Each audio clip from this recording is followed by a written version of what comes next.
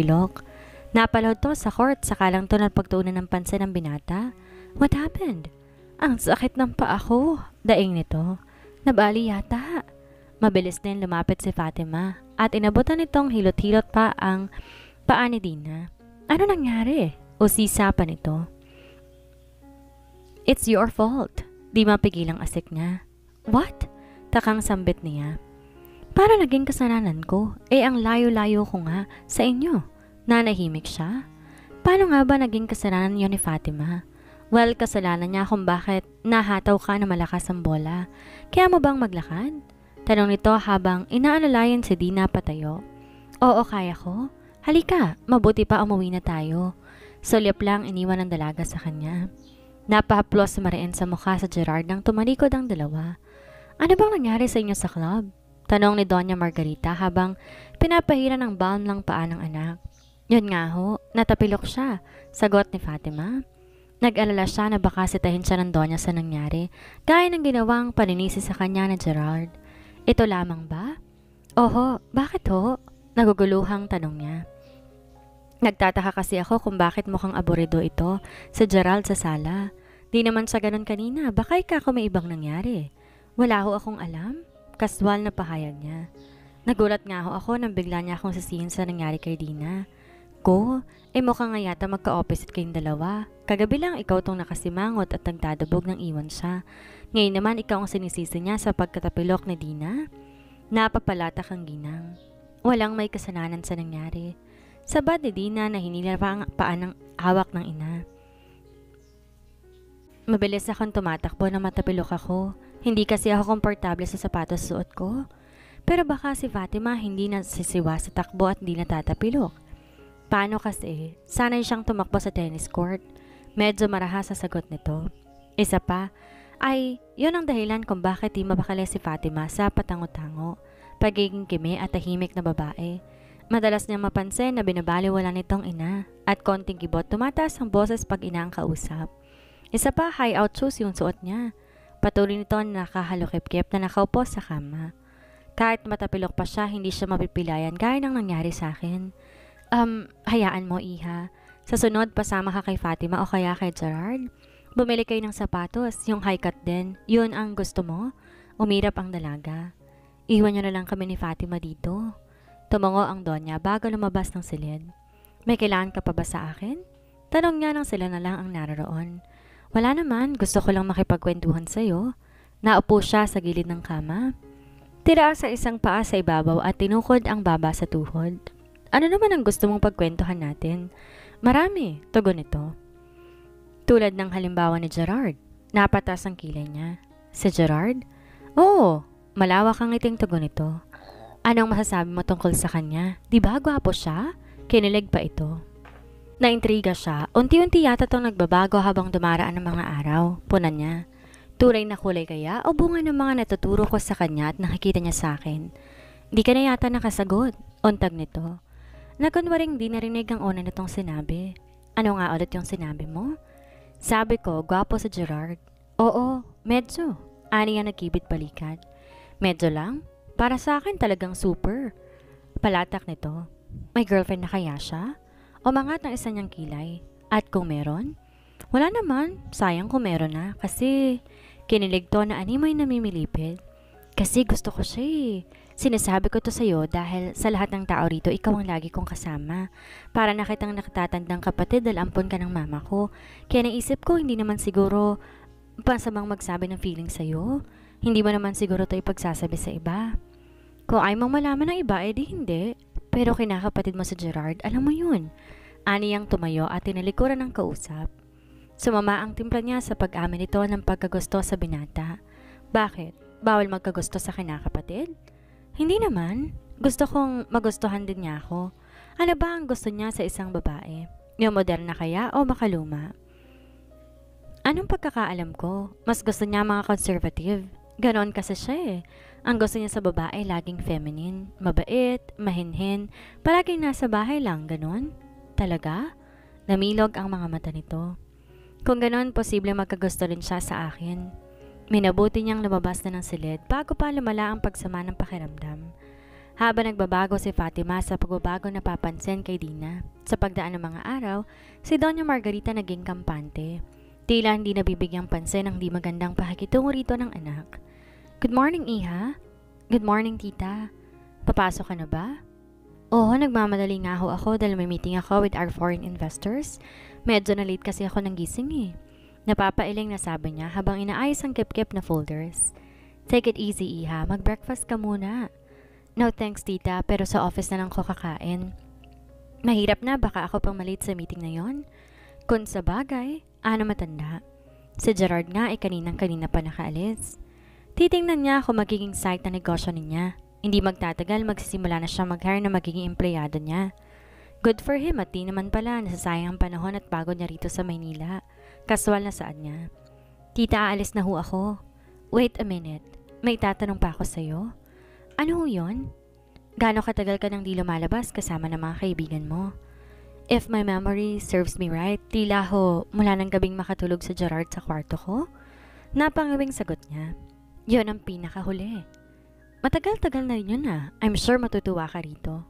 Isang orange envelope ang nabot nito sa kanya. Ano ho ito? Invitation sa isang party. Napadilat ang mata niya na mabasa ang imbitasyon. Nakalimutan ko. Malapit na nga palang birthday ni Nika Del Blanco. Kilala ko ang dati mong classmate na yon, sabi na matanda. Saan siya magsa-celebrate ng birthday? Sa kampo ho, jamming with live bands. Pupunta ka ba? Tumango siya. Tinipik siya nito sa braso. Sige na, umalis ka na. Baka malate ka pa sa opisina. Talaga bang ayaw mong sumama? Di na. Di naman ako mahilig sa party eh. Masakit pa tong pa ako. Isa pa ayokong lumabas. Tugon ni Dina nakangiti, tila nagpapakyut.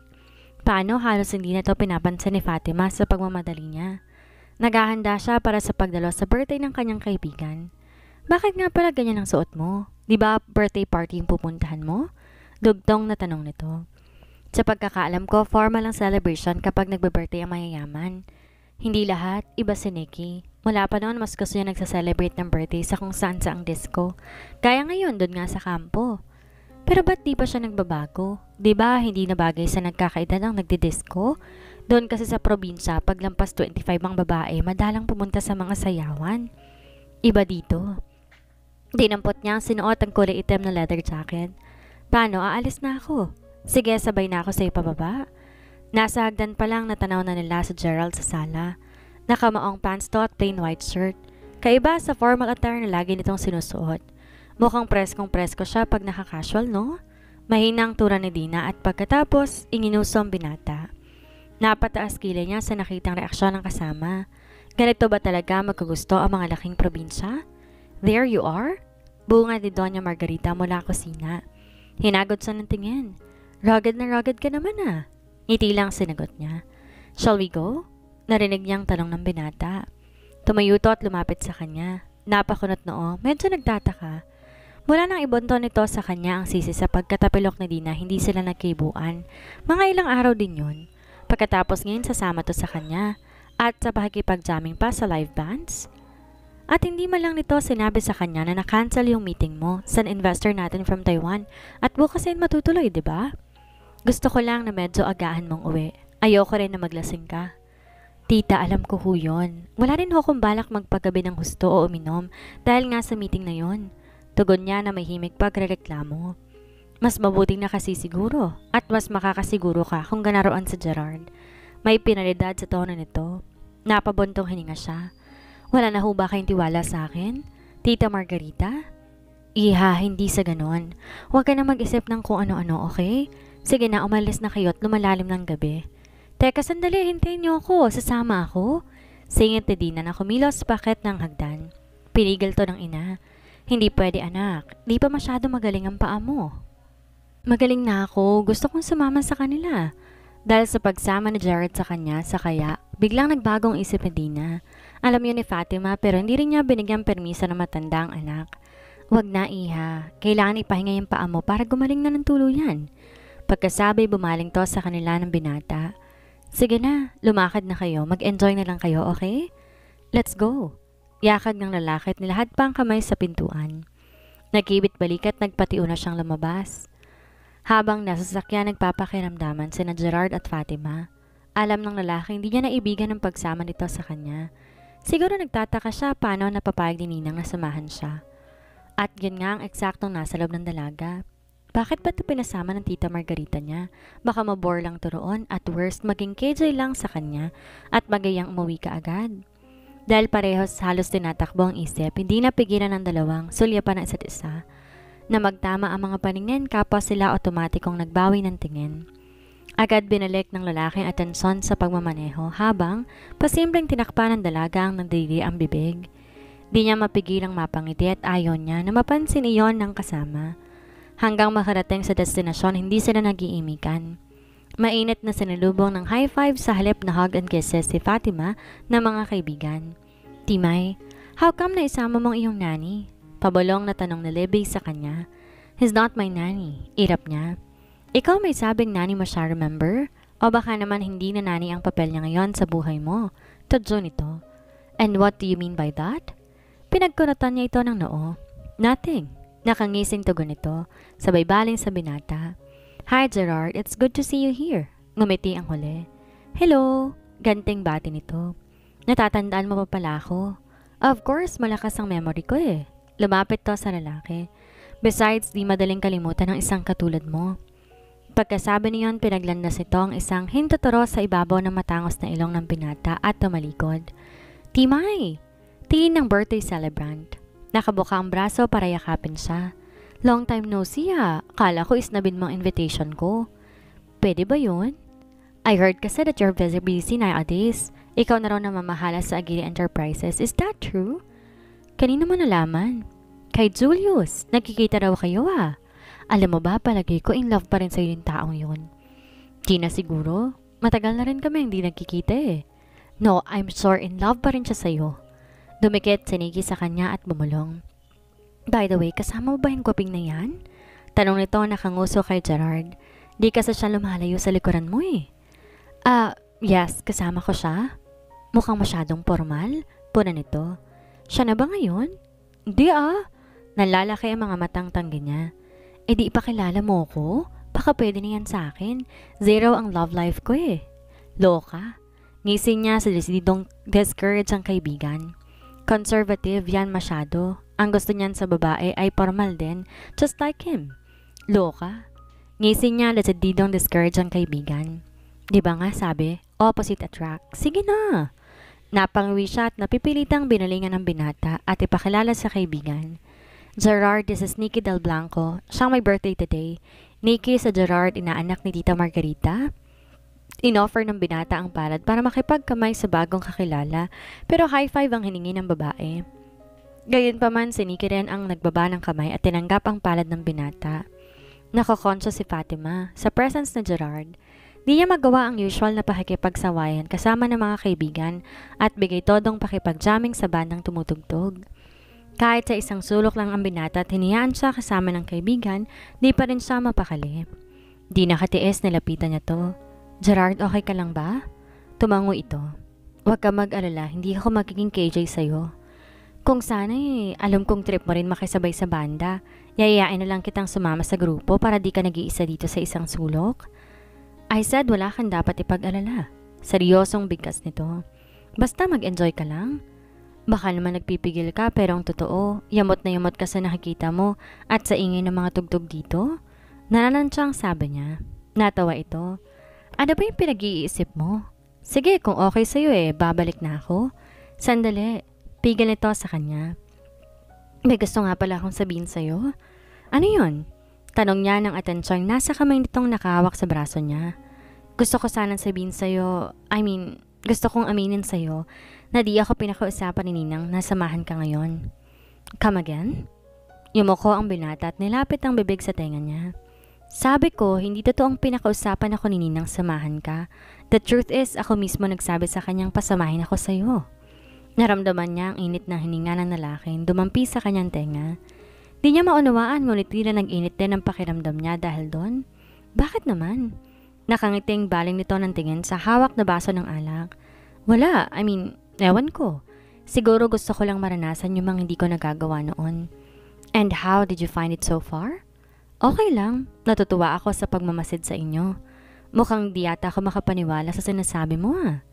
Nakangiti sila sa isa't isa nang walang ano-ano lumapit si Julius.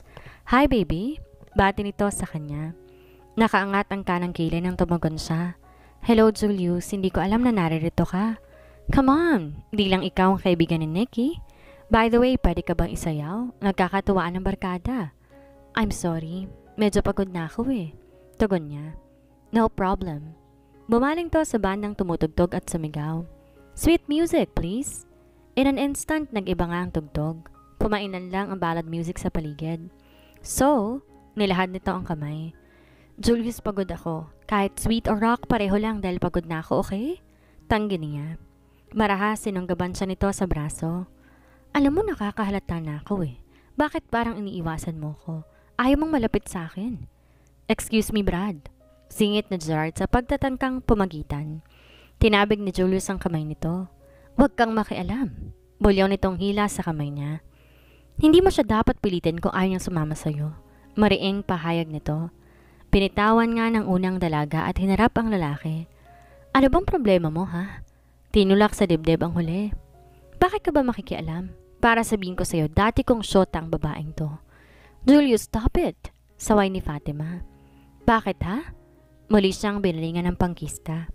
Ito na ba ang pinagmamalaki mo ngayon? Ano bang kaya nito ha? Tinulak nitong muli sa dibdib si Gerard. Maya-maya pa'y nagpapambuno na ang dalawa. Nabahala siya ng labis. Katulong ang mga kaibigan, pilit nilang pinaglayo ang dalawa. Alam niya, delikadong lagay ni Gerard. Puno ng pangkistang lugar at lahat ng yon barkada ni Julius. Mukhang ang pagtutulong-tulungan ang binata ng ibang kalalakihang naroon, pero bigla tong pinalibutan ng mga babae. Si Fatima ang naka-front at matapang na humarap kay Julius. Basta gulero ka talaga kahit kailan. Singhal niya at hinawakan sa braso ang kasamang binata. Umuwi na tayo, Gerard. Halika na. Sinulat-salat pa ni Tristan ang panganang umibis ang sasakyan. Matagal to naglakad papunta sa pintuan kasunod si Fatima. Pansin nilang parehong patay ang ilaw sa loob ng mansyon, gayon din sa labas. Isang bumbilyang nakatirang nakasindi. Yun ay ang nasa tapat sa sala ng bahay, malapit sa hardin. Pero malamlam ang liwanag noon. Sapat lang para maaninag ang isa't isa. Anong gagawin mo? Kakatok, para may magbukas sa atin at nang makapasok tayo? Napabunto hininga siya. Huwag ka nang kumatok, may susi ako. Ani ang dumukot sa bulsa ng jacket. Pero nang ilabas niya mula roon ang kamay, wala yung hawak na susi. Sa halip, lumapit siya sa binata. Wait bago tayo pumasok sa bahay, gusto ko muna magpasalamat sa'yo at the same time humingi ng sorry. Para saan? First, sa pagtatanggol mo sa akin, salamat doon. Napayuko siya. And sorry kung dahil sa akin napaaway ka at nasaktan. Huwag mong intindihin yon. Wala kang kasalanan. In fact, ako nga dapat mag-apologize sa'yo. I ruined your night. Hindi ikaw ang sumira sa gabi ko kundi si Julius. Nakasimangot na saad niya.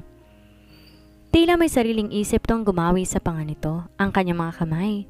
Likuran pa lang ng hintuturo at middle finger ang nakadikit sa balat nito at mukha para siyang nakuryente. Dahil doon di nagtatagal ang pagkadaitin ng kanilang balat, agad niyang binawi ang kamay.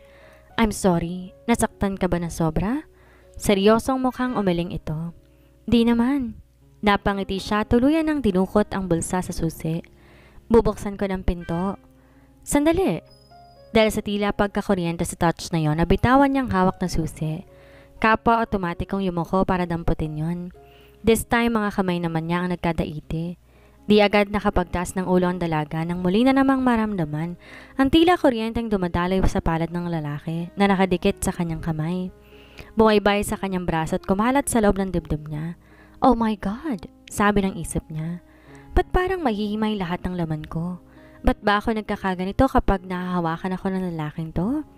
Shocked si Fatima madiskubre sa edad na 26. Ngayon lang siya nagkaganon sa simpleng hawak ng isang lalaki. Marami siyang lalaki na kaugnayan, kabilang si Julius. Pero wala mang isang pagyanig sa kanyang dibdib at nagpahatid sa kanya na ang kakaibang init gaya na nagagawa ng simpleng touch ni Gerard. May sasabihin ka pa ba? Oo, Kwan. Mag-apologize ako sa'yo. Napakunot noo siya. For what? Sa pagbubunton ko sa'yo ng sisi sa nangyari? Nakalahod sila sa may pintuan. Hawak pa rin ang kamay niya. Tsaka pa lang siya naging aware doon. Gerard, ang kamay ko. Ani ang tinangkayang bawiin. Tumanggi ang binatang bitawan ng kanyang kamay. Sa halip, dahan-dahang nilapit ang mukha sa kanya. Hahalikan siya nito. Nahulaan na yon ni Fatima pero di siya gumawa ng effort para iliyo ang sarili. Bagkos inihanda pa niyang labis sa napipintong paglapat doon ng bibig ng binata. Ngunit bago yun nangyari, biglang bumukas ang pinto. Lumabas ang liwanag na nakasindi ng ilaw sa loob. Kasunod ang pagbungad ni Dina. "Anong ginagawa niyo dyan?" tanong nito. Bagas ang pagkabugnaw sa tono nito. Pasimpleng binawi ni Fatima ang kanyang kamay at saka kumapaka pa sa lupa. "Nahulog kasi yung susi ko eh. Naramdaman kong pagdating niyo kahit binuksan kong pinto. Babalik na ako sa kwarto ko." Mabilis siyang tumayo at pumasok ng bahay. Tuloy-tuloy umakyat patungo sa kanyang silid. Isang araw, nagayang mag-outing si Doña Margarita. "Matagal-tagal na rin tayong di nakapunta rito, no, tita?" ani Fatima. "I love this place. Ito ang paborito ko sa lahat ng properties ninyo." "Bakit ka nagpapaborito sa mga properties ng mga Aguirre? Baka masaktan ka pagdating ng araw mawala ang mga yun sa'yo," sabat ni Dina sa likuran nila. Napayo ko si Fatima, samantalang ang matanda ay nagbuntong hininga. Lagi ito nagpapakita ng pagkayamot sa kanya at panay pasaring. Nahambagyan niya tong lingunin, nakita niyang parang may gusto pa tong sabihin. "Nag-barbecue kami kanina, Yoli, Ninang. Halik kayo sa cottage at nang makakain?" Nakangiting yaya ni Gerard. Umiti ang matanda. "Thank you, iho, pero mamaya na lang. Di pa ako nagugutom eh. Mas gusto ko maglakad-lakad sa paligid." "Ikaw?" baling ng binata sa kanya. "Mamaya na rin, samahan ko muna si tita." "Sasama na lang din ako sa inyo." Pumagit na si Dina. "Gerard, ako. Gusto ko nang tikman yung barbecue." Naglalambing na tura nito. "Nandun sa cottage." Simpleng saad ng huli. "Kumain ka, tiyak magugustuhan mo yon." "Gerard, samahan mo siya, please." Pasimpleng bulong niya rito. "Ha? Pero..." Pinandilatan niya ito. "Please." Naisip ito marahil gusto lang niyang makausap ng sarili na ng matanda. "Okay, let's go." Anitong inakbayan ng kinakapatid. Ewan niya pero nakaramdam siya ng pag-iinit ng punong tenga na makita yon. Bumilis ang sikdo ng dibdib at alam niya ang nag-iisang dahilan. Nagsaselos siya. "Damihan mo, Damian. Gagawa ko ng buko salad." Malakas sa sabi ni Doña Margarita. Nakatingala sa lalaki nasa itaas ng puno ng nyog. Si Damian ang caretaker ng resort na yon. Isang kumpol ng buko ang inihulog nito. Dali-daling hinagilap ni Dina ang gulok at nilapag ng lalaki sa isang mesa. Pagkatapos kumuha to ng isang buko. Binutas at ininom ang sabaw. "Ang sarap, tikman mo, Gerard." Malambing na alok nito sa tinukoy. Inabot naman yon ni Gerard at ininom. "Oo nga." Palatak nito sabay baling kay Fatima. "Tikman mo, Fatima." Umiling siya. "No thanks." Diyon pinakinggan ng binata. Kumuha to na isa pang buko at inabot sa kanya matapos yung butasan. "Sige na, tikman mo. Magugustuhan mo to." Sa pamimilit nito, nagpaunlak na siya. "Sige na nga." Na makita yun ni Dinang, hinatngat ng selos ang dibdib nito. Padabog na pinagpag ang kamay at saka naglambing sa binata. "Ipagbukas mo rin ako ng isang buko." Napatingin dito ang binata. "Ha? Di ba marunong ka naman?" "Masakit sa kamay yung gulok eh." Isang desperada. Yun ang tingin ni Fatima sa babae dahil sa kilos nito. Ngayon, unti-unting lumalabas ang tunay nitong kulay. Maaaring walang ibang makapansin pero sa kanya, na may dati ng pagdududa, hindi yun maaaring malingid. "Siya nga pala, ba't wala pang naliligo sa inyo?" tanong ni Doña Margarita pagkuhan. "Ikaw, Fatima, alam kong gustong-gusto mong maligo dito." "Masyado pa kasing mainit ang sikat ng araw, tita. Masakit sa balat." "Ikaw, Dina, gusto mong maligo?" "Sana, pero di ako marunong lumangoy eh." Nakangiwing tugon nito. Pagkatapos makahulugan tong sumulyap sa binata. "Maliligo ako sa dagat kung sasamahan ako ni Gerard at tuturuang lumangoy." "Aba, walang problema." Tura ng binata. Ibig niyang manggigil sa pagiging manhid nito. "Talaga? Kung ganun magpapalit na akong pampaligo." "O sige, ikaw hindi ka magpapalit?" Naka-shorts naman ako. Okay na to." Halata ang galak sa mukha ng babae nang tumalikod at bumalik sa cottage. High-cut bathing suit ang suot ni Dina nang lumabas ng silid. Nagulat at napakunot noo si Fatima na siyang una nakatanaw sa babae. Para sa kanya, panibagong patunay yon na si Dina hindi kasing conservative tulad ng una nilang impression dito. Tila ayaw niya rin nang mawaniwalang hindi ito marunong lumangoy. Ang isang babaeng di marunong lumangoy, di magsusuot ng ganong klaseng bathing suit. Ngunit aminado naman siyang bagay dito ang suot. Okay ba? Bakit naman yan ang sinuot mo? Hindi ba magpapaturo ka palang kay Gerald lumangoy? Di niya napigil ang sabihin iyon. Oo nga, kaya ako nga to sinuot eh. Kala ko ay mo nakalantad ng mga hitam at binti. Di ka nga makakilos ng maayos nang pinagsuot kita ng tennis skirt, diba? Para to kay Gerard. Pero, hindi kanya magugustuhan ganyan. I told you conservative siyang tao. Baka sinasabi mo lang yan para hindi niya ako lalo magustuhan. Taas kilay pang pakli nito at tumalikod na't iniwan siya. Madilim na magising si Fatima mula sa kanyang pagkakatulog.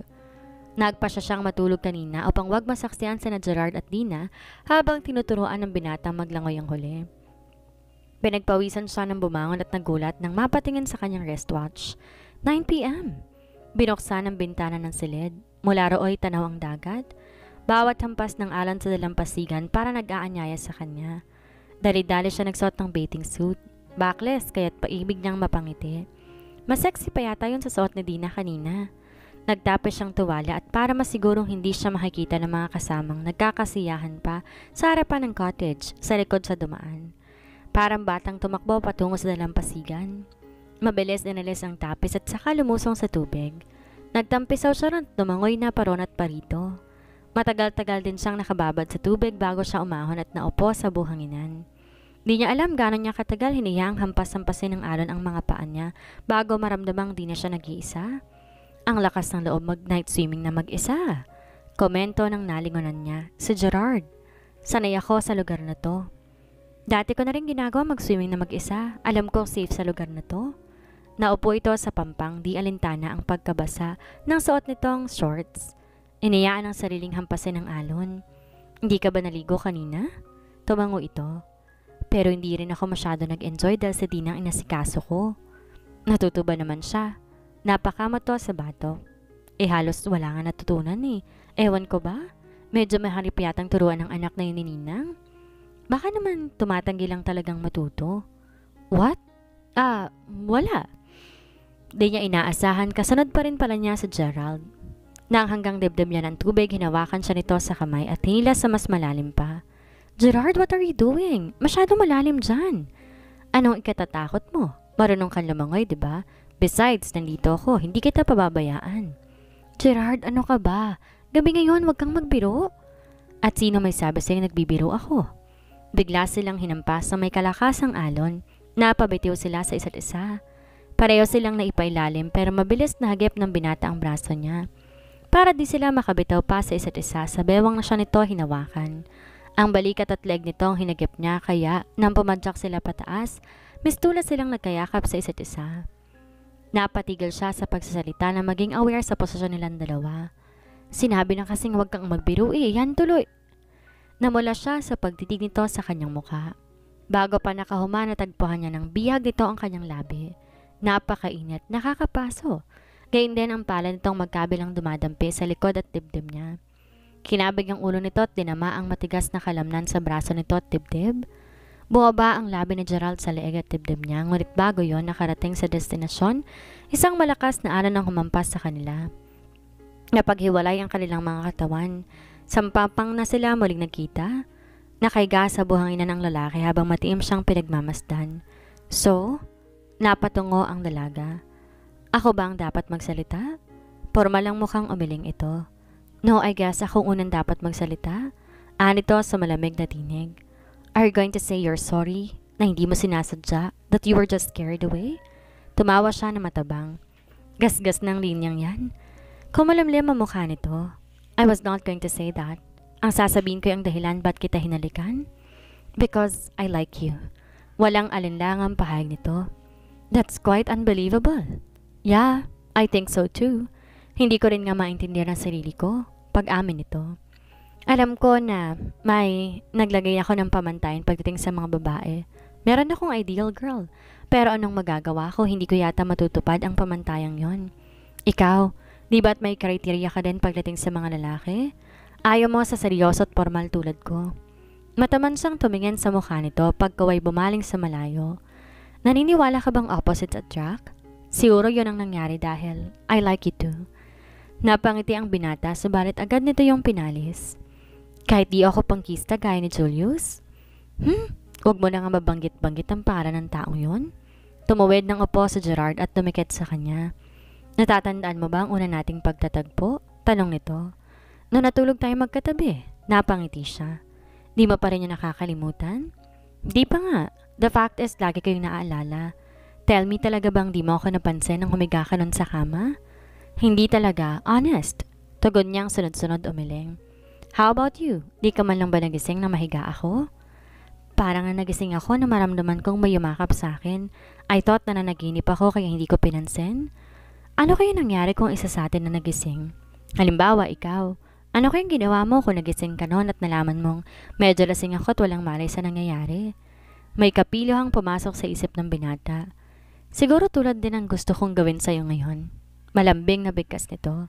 Kumilos para akbayan siya. Oh no, wag mo akong bigyan ng sample kung anong posibleng nangyari ng gabing yon. Aniyang tumayo.